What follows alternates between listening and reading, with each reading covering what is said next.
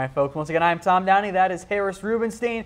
We're going to talk about some off-season stuff. Let's get to some draft talk then, because the NBA lottery order, not necessarily the actual draft order, the lottery order has been set now. So we'll walk you through those, have a brief discussion on each team as well. We start, of course, with the Phoenix Suns, who have the best odds to get that first overall pick. Yes, and we expected them to be here. They're the worst team in the entire NBA, and here they are. The Phoenix Suns, they have a bunch of needs. You know, they do need a power forward. They need a center, but they're building around some good pieces. They have Devin Booker. They have Josh Jackson. They have a high probability for the first pick. In our mock draft last week, we had them taking DeAndre Ayton. So beware the Suns in 5 years. But for now, this is still going to be a team that doesn't have a lot next year. They're still going to lose 50 games next year. They're not going to be an incredible overall team. Watch out for the Suns in a couple of years once Ayton and Jackson and Booker start to grow. Assuming Ayton. But I will say this. The Suns front office apparently approached Devin Booker and said that they want to start surrounding him with free agents. So good for the Suns of trying to advance their franchise. All right, so the Suns there have the best chance to get the #1 overall pick. They are followed by the Memphis Grizzlies,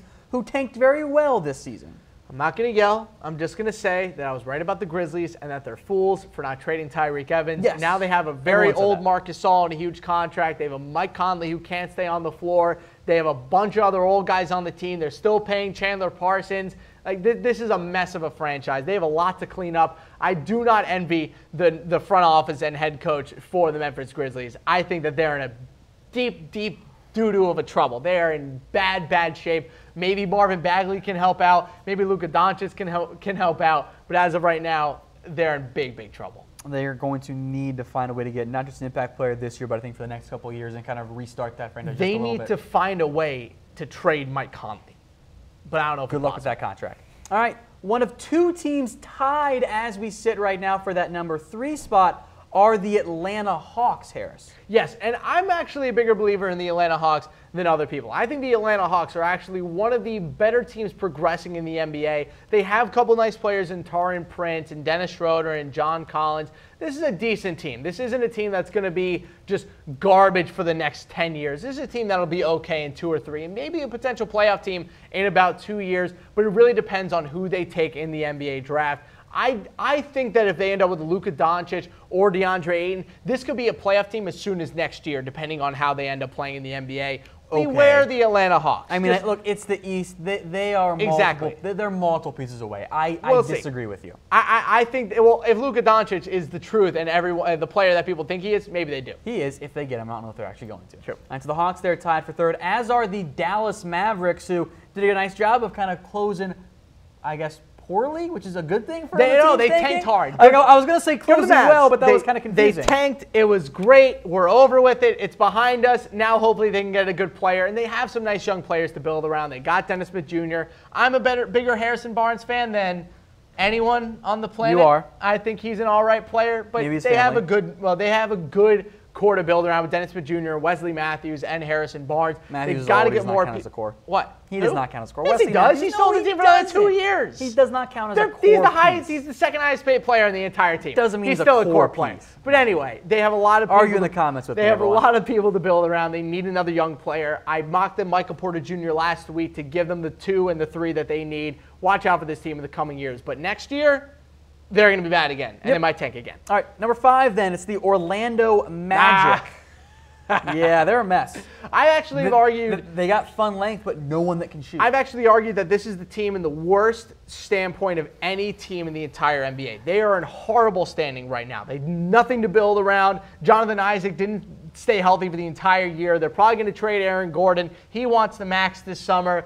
This team is a disaster, and they're going to continue being a disaster until they get the head coach and the draft figured out. And it's so funny. They couldn't even secure a top 3 pick this year. That's how bad the Magic try to mess things up. They can't even mess up correctly. That's a good way of putting it. All right. The Sacramento Kings, then, some young pieces there. I'm a big fan of De'Aaron Fox as well. What do you make of the Kings and what they're looking for in the offseason? Is they're one of 2 teams tied for 6th based on record right now. I am ecstatic with how well De'Aaron Fox has played overall this year. I think he's a fantastic player. I think he's a really, really good player to build around. He's smart, he's confident, he's aggressive, and he's great on defense this year. He has a long way to go. And I think that a lot of the issues that he had this year were just based off of the fact that they had no one else on the team that did anything for him. He was a lone man on a trip to try to make sure that the Kings could win games. And he didn't even start until midway through the season when they traded George Hill. So watch out for the Kings going forward. They have a bunch of needs, and they have a bunch of picks coming up over the next couple of years. They have Bogdanovic, who ended up being a pretty solid shooter for them down the stretch. But De'Aaron Fox plus Bogdan is going to be a fun matchup going forward. All right, let's get into the Chicago Bulls as they are up next here, Harris. Yeah, and with the Chicago Bulls, it revolves around Zach LaVine. And shout out to all the YouTube commenters who yelled at me for not having Lauri Markkanen on there. They were right. I'm sorry, they were right. I forgot. Yell at me in the comments again, or give me a thumbs up if you're happy that I put him in this time. Leave me alone.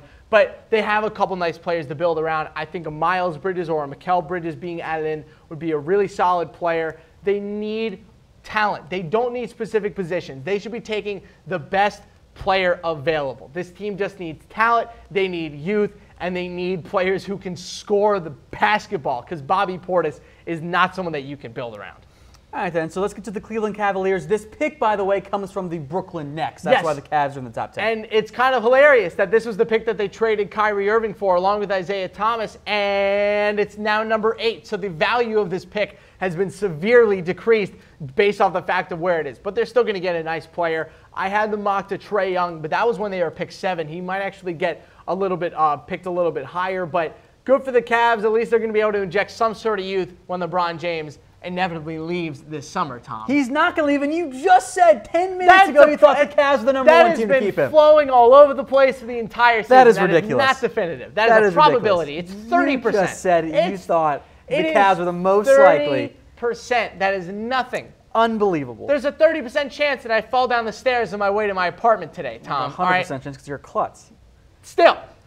People are talking. Anyway, New York Knicks, they're number 9. They've got Kristaps, maybe Frank Ntilikina can be a long-term piece for them, but I think that them missing the playoffs was the best thing for them long-term. It is. And they might, you know what, Tom? I think the NBA might rig it so the Knicks get the first overall pick this year, because it would be really fun to see DeAndre Ayton play next to Kristaps Porzingis. I like Enes Kanter. He's been a really good player this year for them, actually. Ended up with the highest player efficiency rating on the whole team. But look, I like Frankie Smokes. So does LeBron James. LeBron James actually shot Frankie Smokes a couple compliments throughout this year. But they need a wing player along with Tim Hardaway to actually make an impact on the offensive side of the ball. Watch out for the Knicks the next couple of years. I think they might be a playoff team next year. All right, number 10 then are the Philadelphia 76ers. That pick coming from the Los Angeles Lakers. So more talent likely coming in the Sixers' way. Of course, there are some different factors involved as to where that pick will actually end up. And finally, they're going to be able to get another shooter on the outside, so they aren't only relying on Dario Saric and Robert Covington and Ersan Ilyasova. You're missing J.J. Redick. J.J. Redick is on a 1-year deal, and is probably not coming back next season. But we'll see. And he's also not a wing. He's a 2. So they need someone to the 3. He's a shooter. They need Kevin Knox or a Mikal Bridges or a Miles Bridges to actually make an impact on this team on the wing. That's their biggest weakness right now, is that the only guy they have out there is Robert Covington. Watch out in the next couple of years. This Sixers team might just win a title as soon as next year. All right, number 11, then the Charlotte Hornets, and you got to get more out of Malik Monk going forward. Watch out for them to trade Kemba Walker on draft night to a team and get a top 5 pick. That's all I got to say about the Charlotte Hornets. I think the Kemba Walker strikes me as a classic Magic move. Trade for Kemba Walker even though you're not being close to winning. Yep, that's what they're going to do. And they're going to trade it away, and then the Charlotte Hornets are going to take Mo Bamba or something because they think he can beat Dwight Howard. Fair enough. All right, let's get to the Clippers then. They actually own back-to-back picks here as of right now. This one from the Pistons. Great. There's 2 chances for the Clippers to draft Colin Sexton because they already drafted him once in Eric Bledsoe, and it worked out great for them the first time, so they're going to draft him a second time. I really like where this Clippers team is heading. They just have to find out what they want to do with DeAndre Jordan. Do they want to keep him? Do they want to build around him? Do they want to trade him? Look, you could trade DeAndre Jordan to maybe the Lakers if they're able to, trade away a first-round pick in the next couple of years. Maybe you trade him to a team in the top 10 and you move up in the draft. They got to figure out what they do with DeAndre before they make any move in the draft. That's their first and only priority. All right, then, so the Clippers, they also have the 13th overall pick. A lot of similarities there. They can get back-to-back picks. Maybe one ends up going a little bit higher if they get lucky in the lottery, but we'll see what happens. Maybe they trade both picks and move up to number 1, number 2, or number 3. Who knows? I don't think a team's going to take number 1 or number 2 plus for DeAndre. 2 non-top 10 picks. Anyway, Denver Nuggets there. They were this close to making the playoffs. Instead, they now get a lottery selection. Which might not be the worst thing for them. They need more talent on the wing. I have great guards. Jamal Murray, by the way, third in offensive ratings for all point guards since the All-Star break. So the only people that were ahead of him were James Harden and Steph Curry. Harris knows how good Jamal Murray is. Oh, Jamal Murray is a stud. Because when we play 2K, I destroy him with Jamal Murray. Yeah, no, this is fact. I can confirm that Jamal Murray Denver's my squad. Has smacked me in the butt many a time. So I think the Denver Nuggets are on a really good incline right now. This is a solid team that is only going to get better as the years go on. All right, if you guys missed it, here's the recap of how the draft lottery sits right now. Of course, we haven't finalized it yet. We'll get to that. We'll probably do that one live here as well. Suns, Grizzlies, Hawks, Mavs, and the Magic round out your bottom 5. Tied for 6 are the Kings and the Bulls. The Cavs check in at 8 thanks to the Nets. Then it's the Knicks and the 76ers thanks to the LA Lakers. And then your last 4 teams, the Hornets, back-to-back clips for the Clippers, one from the Pistons, and then the Denver Nuggets as well.